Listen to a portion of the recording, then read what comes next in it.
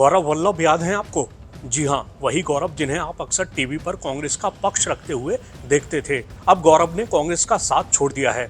उन्होंने कहा है, कांग्रेस पार्टी आज जिस प्रकार से दिशाहीन होकर आगे बढ़ रही है, उससे मैं खुद को सहज महसूस नहीं कर पा रहा।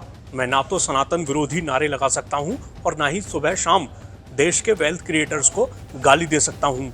इसलिए मैं कांग्रेस पार्टी के सभी पदों और प्राथमिक सदस्यता से इस्तीफा दे रहा हूँ। चुनाव से ठीक पहले कांग्रेस छोड़ना क्या कारण रहा सर आपका? देखिए, मैंने जो हमारे राष्ट्रीय अध्यक्ष आदरणीय मल्लिकार्जुन खड़गे साहब कांग्रेस के जो हैं जी, उनको एक पत्र लिख के मेरे दिल की सारी भावनाएं उसमें व्यक्त कर दी।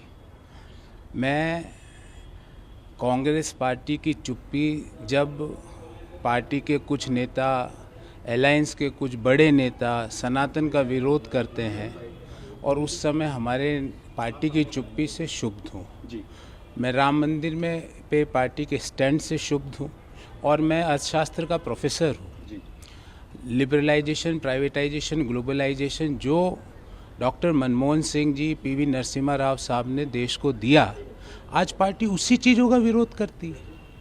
हम देश में वेल्थ क्रिएटर्स का सुबह शाम गालियां देते हैं उनको, जो बिजनेस करके रोज़गार उत्पन्न करते हैं उनको गालियां देते हैं। जिस विनिवेश को कांग्रेस पार्टी लाई, जी, उस विनिवेश का आज विरोध किया जा रहा है। तो मैं इन चीज़ों से क्षुब्ध था।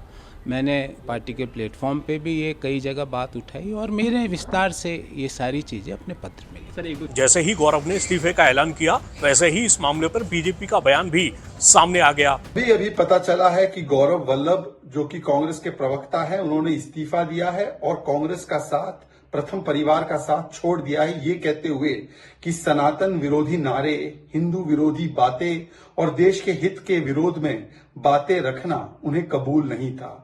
मैंने तो 7 वर्ष पहले ही बताया था कि कांग्रेस पार्टी नहीं, एक पारिवारिक कंपनी है। इसमें देश हित नहीं, इसमें समाज हित नहीं, केवल अपने परिवार का हित देखा जाता है।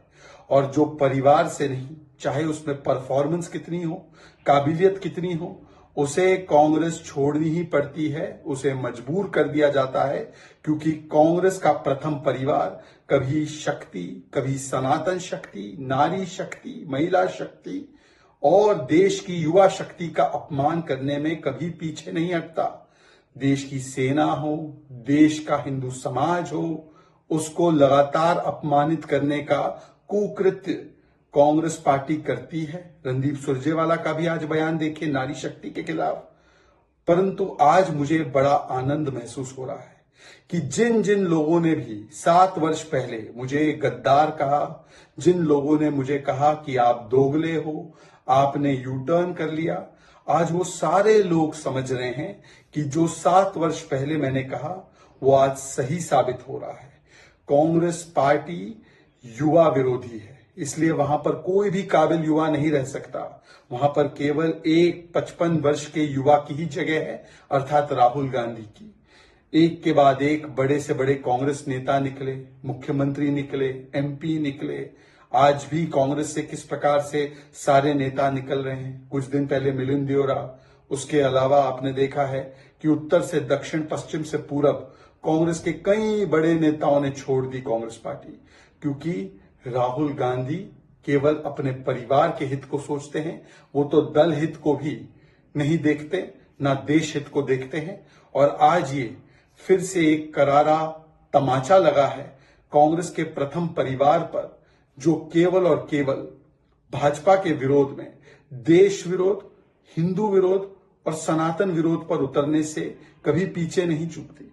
क्या राहुल गांधी अब तो कम से कम जो शक्ति पर बयान दिया, जो रणदीप सुरजेवाला ने नारी शक्ति पर बयान दिया, जो उदयनिधि स्टालिन ने सनातन के खिलाफ बयान दिया, जो समाजवादी पार्टी आरजेडी ने रामचरितमानस, राम मंदिर के विरोध में बयान दिया, क्या उस पर कोई कार्रवाई करवाएंगे? नहीं करवाएंगे, क्योंकि कांग्रेस के प्रथम परिवार का डीएनए ही सनातन और हिंदू विरोधी है। देश के खिलाफ चले जाने में उन्हें कोई गुरेज नहीं होता। उनको परिवार फर्स्ट, फैमिली फर्स्ट लगता है, नेशन फर्स्ट नहीं।